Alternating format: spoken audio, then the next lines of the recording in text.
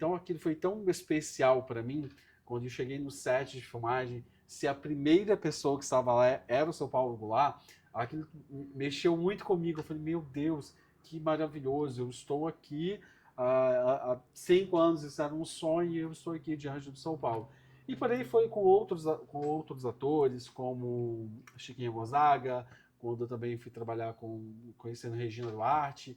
Eu acho a Regina uma profissional assim da melhor qualidade. As pessoas podem falar o que quiser da Regina, menos do que ela é uma excelente profissional. Agora, tem duas afirmações, né, que eu já acompanho isso de muitos anos. O Doc Comparato falou uma vez que ideias valem ouro. E, por outro lado, ele também fala assim, olha, eu presto atenção em tudo que eu vejo, tudo que está à minha volta, porque as ideias surgem do nada. Então ele disse que tinha um hábito de anotar no papelzinho, né? Porque hoje em dia você anota no telefone, né? Ele anotava tudo no papelzinho porque isso aqui eu posso usar para uma... Né? Então o roteirista ele é um observador em 360 graus, né? Porque ele tem que prestar atenção em muitas coisas, costumes, né? Cultura. O próprio Mário Lago, como linguista, ele uma vez falou, tem roteiros que têm que ser escritos e ter uma consultoria de costumes, né? Até por questões da dialética, né? Porque é uma coisa que é muito colocado, principalmente na teledramaturgia, que você tem, às vezes, regionalizando né, as histórias, né?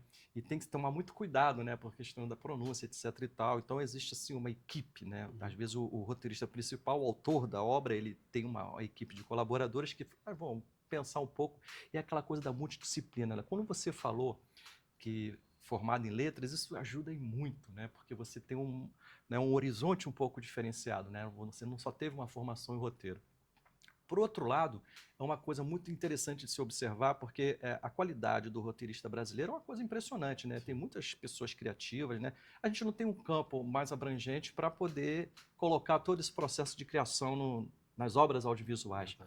E o próprio Sid Field uma vez falou, né, num seminário aqui no Rio de Janeiro, quando ele teve num desses eventos, ele falou que o que corresponde a Hollywood menos de 5% das obras, né, de qualidade, vamos dizer assim, dos grandes estúdios, e o resto praticamente é como se fosse embrulha no pacote e manda para os outros países, porque para ter esse filme vai ter que ter aquilo ali. Agora, qual é a sua visão em relação à qualidade do produto brasileiro? Você acha que as histórias são muito bem contadas aqui no Brasil? Bom, vamos lá. Você me trouxe perguntas muito instigantes, né? Então, assim, primeiro você me traz o Doc, que para mim é o nosso grande mestre, realmente adoro aquela obra dele, a criação, o manual, a criação do roteiro, não é?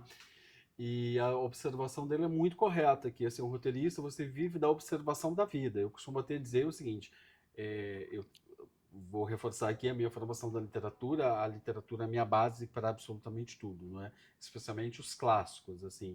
E se você observar, nós estamos sempre revisitando os clássicos.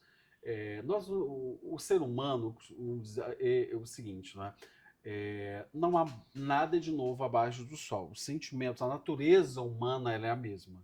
Então, se os clássicos, se você lê o Dostoiévski, se você lê Shakespeare, se você lê o Machado de Assis, o Nelson Rodrigues, eles estão falando da natureza humana, e a natureza humana não mudou. Então, assim, a literatura é esse suporte, mas a vida cotidiana, ela nos dá muito material para que você entenda o que está passando na sociedade hoje, não é? Então, assim, eu como roteirista, eu não descarto nunca este olhar que você tem para o outro. Assim, eu falo, gente, é uma coisa que me interessa muito. Eu adoro, às vezes, eu moro em Copacabana, às vezes eu fico sentado assim, naqueles banquinhos lá e prestando atenção na conversa do outro, juro, gente. Porque eu adoro ouvir conversa do metrô, porque às vezes você está ouvindo Seu coisas repertório que também, são né? repertórios que você parece absurdo. E aí entra a questão lá que você falou, linkando aqui com a pesquisa, que é isso, você vê assim, como é que aquela pessoa fala. Então, o roteirista, além da inteligência emocional, ele tem que ter uma escuta cênica ativa. Ele tem que estar sempre aberto a essas possibilidades, não é? E quando eu digo que o roteirista tem que estar aberto a essas possibilidades, ele tem que entender que também num roteiro, uma vez que o roteiro está pronto, ele não deve ter o ego muito grande. Por quê? Eu falo, se você quer ter o ego gigante, escreva literatura. Aí você coloca lá, o livro do Francisco Malta. Porque o nosso trabalho, que é o audiovisual, ele não é Eu não posso dizer esse filme é meu.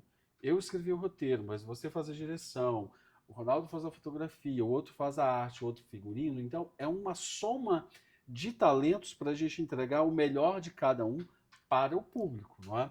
E aí, tentando responder a sua pergunta, eu acho que nós temos roteiristas de excelência, de muita qualidade mesmo. Tanto é que a gente, esse ano é um ano muito especial para a gente, né? Porque nós somos indicados ao Oscar depois de 20 e tantos anos. Mas é porque, Edu, a gente tem um gap muito grande aqui, que é o que é forte no Brasil nos últimos anos foi a televisão, não foi o cinema.